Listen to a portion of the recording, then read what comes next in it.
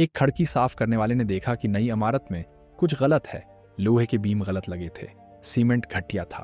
वो जानता था कि ये इमारत कर सकती है, लेकिन वो सिर्फ एक मजदूर था। कौन उसकी बात सुनेगा? फिर भी उसने तस्वीर लें, शहर के इंस्पेक्टर्स को रिपोर्ट की। कंपनी ने उसे नौकरी से निकाल दिया। लोगों ने उसका मजाक उड़ाया। 6 माह तक वो बेरोजगार रहा।